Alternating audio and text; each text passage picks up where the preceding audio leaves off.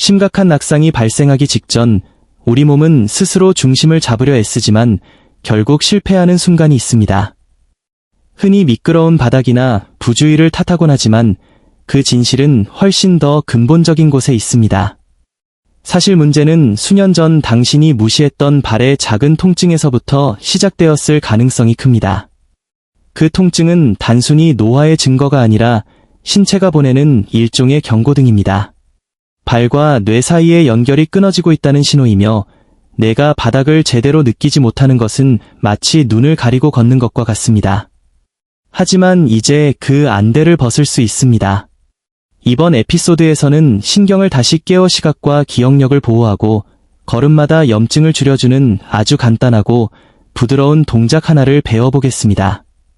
우리는 여러분이 더 안전하고 강하게 그리고 평생 자신의 집에서 건강하게 머물 수 있도록 돕습니다. 오늘 우리는 발통증이라는 조용한 유행병에 대해 이야기해보려 합니다. 국립보건원 자료에 따르면 60세 이상 성인의 약 80%가 발의 무감각이나 통증을 안고 살아갑니다. 이는 신체 에너지를 고갈시키고 낙상 위험을 높입니다. 하지만 더 나은 방법이 있습니다. 오늘 이 자리에는 일본의 노련한 전문의 한 분을 모셨습니다. 선생님께서는 노화에 따른 쇠퇴를 당연하게 받아들일 필요가 없으며 젊음을 유지하는 비결은 발바닥에서 시작되는 간단한 운동에 있다는 것을 증명하기 위해 오셨습니다. 박사님, 환영합니다. 감사합니다. 우선 시청자 여러분께 아주 간단한 질문을 하나 드리고 싶습니다. 서 있을 때 발이 지면의 위치를 제대로 파악하지 못해 순간적으로 휘청거리거나 불안함을 느낀 적이 있으신가요? 그런 경험이 있다면 댓글에 숫자 2를 남겨 소통해 주시기 바랍니다. 방금 말씀드린 그 짧은 망설임은 신체가 아주 중요한 변화를 겪고 있다는 가장 초기의 신호입니다. 발의 감각 상실은 나이가 들면서 나타나는 가장 조용하면서도 치명적인 변화 중 하나입니다. 신경 반응이 무뎌지면 균형 감각이 약해지고 자신감이 떨어지며 정서적 안정감까지 흔들릴 수 있습니다. 많은 이들이 이를 단순한 관절염이나 피로 때문이라고 생각하지만 대부분의 경우 개선 가능한 소통의 문제입니다. 그래서 오늘은 아주 간단한 일상적 습관이 어떻게 혈류를 개선하고 자세를 바로잡으며 신경계를 안정시키는지 설명해 드리려 합니다. 이 방법이 여러분이 수년간 몸에서 보내온 신호를 해석하는 방식을 바꿔줄 것입니다. 실제로 제 환자 중 70대 후반의 전직 교사 한 분은 자신의 고관절에 문제가 있다고 확신하며 찾아오셨지만 진짜 원인은 발에 있었습니다. 수년간 무시해온 발의 불편함이 아치를 약화시켰던 것이죠. 하지만 매일 이 운동으로 발바닥을 부드럽게 자극하기 시작하자 통증이 완화되었고 자세가 바로 잡혔으며 다시 지면에 단단히 발을 딛는 느낌을 되찾으셨습니다. 기초가 튼튼해지면 신체의 나머지 부분도 회복을 시작할 수 있다는 뜻이군요. 그렇다면 오늘 우리가 논의할 그 운동은 구체적으로 무엇이며 발을 자극할 때 신체 내부에서는 어떤 일이 일어나는 걸까요? 우리가 이야기하는 운동은 매우 간단합니다. 작은 공을 발바닥 아래에 두고 주의를 기울여 천천히 굴리는 것입니다. 하지만 이해해야 할 중요한 점은 이것이 단순한 발 운동이 아니라 신경계 운동이라는 사실입니다. 여러분이 회복시키는 것은 유연성이 아니라 바로 소통입니다. 공을 굴릴 때 여러분은 단순히 조직을 이완하는 것이 아니라 뇌의 균형과 방향 감각 센터에 끊임없이 정보를 보내는 수천 개의 감각 수용체를 깨우는 것입니다. 이 수용체들은 압력, 질감, 온도, 움직임을 읽어냅니다. 이들이 침묵하면 뇌는 기준점을 잃게 됩니다. 결국 이 간단한 동작이 뇌에게 다시 지도를 그려주는 역할을 하는 셈입니다. 정확합니다. 발은 우리 몸의 1차적인 번역기입니다. 발의 신호가 약해지면 뇌는 근육을 조이고 자세를 틀며 불필요하게 몸을 경직시켜 이를 보상하려 합니다. 시간이 지나면 이러한 보상작용이 목의 긴장, 척추의 불편함, 두통, 그리고 피로로 나타나게 됩니다. 상체에서 느껴지는 문제들이 머리에서 아주 먼 곳에서 시작될 수 있다는 사실이 놀랍습니다. 사실 전혀 먼 곳이 아닙니다. 발바닥은 신경계와 깊이 연결되어 있습니다. 이들은 자세, 호흡, 순환, 심지어 소화와 관련된 반사 경로에 영향을 미칩니다. 전통적인 동양의학에서 현대과학이 그 원리를 설명하기 훨씬 전부터 발 자극을 통해 전신을 진정시켰던 이유가 바로 이것입니다. 그리고 이제 현대 연구들이 그 이론을 뒷받침하고 있습니다. 교토대학의 연구와 미국 물리치료 저널에 발표된 결과에 따르면 부드러운 발 자극은 신체의 회복과 수선을 담당하는 부교감 신경계를 활성화합니다. 매일 발 자극을 실천한 노인들을 대상으로 한 연구에서 스트레스 지수 감소, 혈압 안정, 심박 변이도 개선이 관찰되었습니다. 신경계가 지속적인 긴장 상태에서 벗어나면 염증이 가라앉기 시작합니다. 뇌와 눈으로 가는 혈류가 개선되어 정신적 명료함을 유지하기 쉬워집니다. 코르티솔 수치가 낮아지고 혈류가 안정됨에 따라 기억력과 시각적 처리 능력도 혜택을 입게 됩니다. 이는 고립된 기능의 개선이 아니라 더 차분하고 조절이 잘 되는 시스템의 일부로서 나타나는 결과입니다.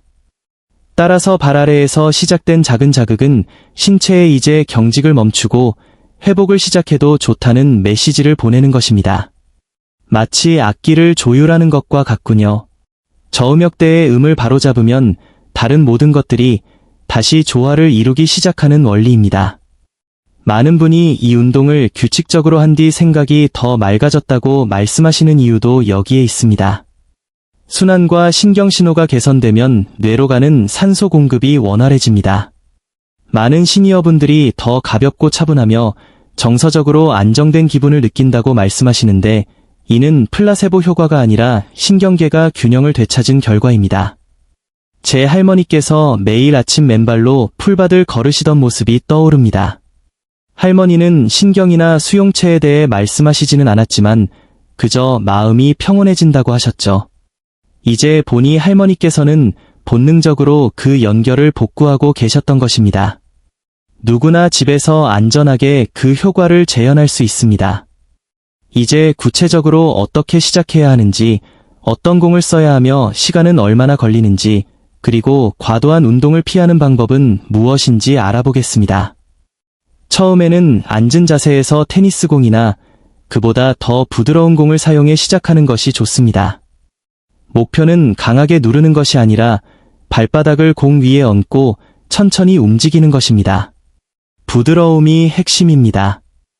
우리는 신경계를 강제로 굴복시키는 것이 아니라 다시 대화하도록 유도하는 것이기 때문입니다. 많은 어르신이 운동을 잘못해서 다칠까봐 걱정하시는데 이 방식은 참 안심이 됩니다. 이 운동은 근력이나 지구력에 관한 것이 아닙니다. 가장 온화한 방식으로 발과 뇌 사이의 소통을 재확립하는 과정입니다. 운동은 반드시 힘들어야 효과가 있다는 고정관념이 오히려 해가 될 수 있습니다. 발을 굴릴 때 조직을 공격적으로 늘리거나 통증을 쫓지 마세요. 신경에 꾸준하고 호기심 어린 신호를 보내는 것뿐입니다. 몸이 안전하다고 느끼면 훨씬 더 효과적으로 반응합니다. 단순히 동작을 정확히 수행하는 것에서 내 몸의 소리에 귀를 기울이는 것으로 관점이 바뀌는군요. 그것이 바로 제대로 하고 있다는 증거입니다. 발에 온기가 퍼지거나 호흡이 자연스럽게 느려지는 것을 느끼실 수도 있습니다. 어깨의 긴장이 풀리거나 턱에 힘이 빠지는 것은 신경계가 안정되고 있다는 신호입니다. 이 모든 과정에 강한 힘은 필요하지 않습니다. 통증이 있다면 신호가 너무 강하다는 뜻이니 인내심을 갖고 부드러운 압력으로 탐구하듯 움직여보세요. 이러한 신뢰가 쌓이면 꾸준함은 자연스럽게 따라옵니다. 각 발당 30초씩 뒤꿈치에서 아치를 거쳐 앞꿈치 쪽으로 공을 천천히 옮기는 것을 권장합니다. 계속 굴릴 필요 없이 자극이 강하거나 무감각한 부위에서 잠시 멈춰 호흡하며 발에 무게를 실어주는 것도 좋습니다. 며칠이 지나면 자연스럽게 하루 한두 번 각 발당 1에서 2분까지 늘릴 수 있습니다. 몸은 이를 요구사항이 아닌 지원으로 인식하기 시작합니다.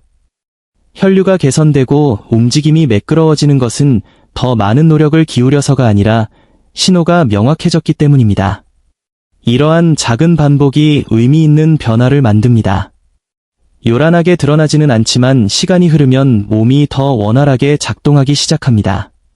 서두르거나 과하게 욕심을 내면 신경계는 열리는 대신 위축됩니다. 적은 노력이 몸을 더 수용적인 상태로 만들어줍니다. 강도보다 중요한 것은 얼마나 자주 신경계에 신뢰할 수 있는 신호를 보내느냐 하는 리듬입니다. 노력이 반드시 결과와 비례한다는 생각을 내려놓아야 합니다. 매일 짧게 반복할 때 뇌는 그 자극을 예상하고 그에 맞춰 스스로를 재조직합니다. 변화가 일시적이지 않고 안정적으로 자리 잡는 순간입니다. 운동이라기보다 몸에 새로운 습관을 가르치는 것에 가깝군요.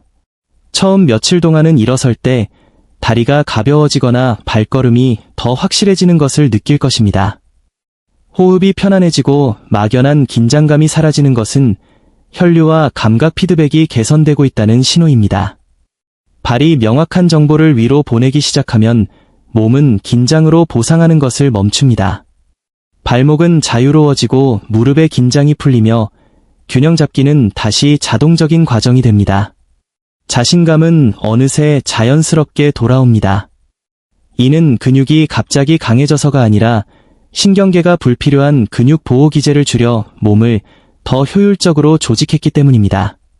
방해 요소가 제거되면 변화는 전신으로 퍼져나갑니다. 깊은 잠을 자게 되고 다리의 무거움이 줄어들며 낮 동안 더 차분한 기분을 느끼게 됩니다. 이는 억지로 낸 효과가 아니라 신경계 조절에 따른 자연스러운 결과입니다. 이제 이 과정이 익숙해졌다면 서서 하는 응용 동작으로 발전시킬 수 있습니다. 의자나 벽을 잡아 지지한 상태에서 공 위에 한쪽 발을 올리고 무게중심은 반대쪽 다리에 둡니다. 공 위의 발은 연결을 유지할 정도의 가벼운 압력만 유지합니다. 안전을 위해 반드시 무언가를 잡으셔야 합니다. 이 동작은 시각, 균형, 기억력을 동시에 작동시킵니다. 공을 앞뒤 좌우로 미세하게 움직일 때 눈과 속기, 그리고 발의 수용체가 실시간으로 협동해야 합니다. 연구에 따르면 이러한 체중 부하 상태에서의 자극은 뇌의 고유 수용성 감각과 자세 제어 능력을 더욱 효과적으로 향상시킵니다. 단순히 발을 움직이는 것이 아니라 뇌가 정보를 받아들이고 시각적으로 해석하며 차분하게 반응하는 법을 훈련하는 것입니다. 이 과정에서 불필요한 근육 긴장이 줄어들고 전신의 염증 스트레스 신호가 낮아집니다. 많은 분이 균형 감각뿐만 아니라 사고가 맑아지고 시야가 선명해지는 것을 경험하는 이유입니다.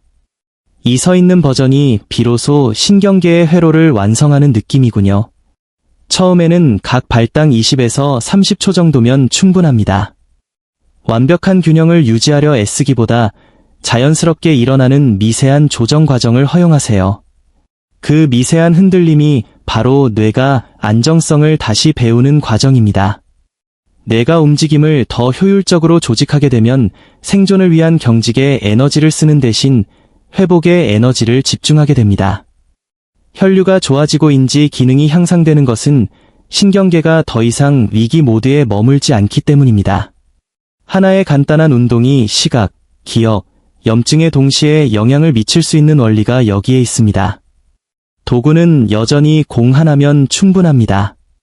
새로운 것을 추가하는 것이 아니라 신경계가 준비됨에 따라 기존의 신호를 심화시키는 것입니다. 몸이 스스로 조절하는 법을 기억해낼 때까지 말이죠.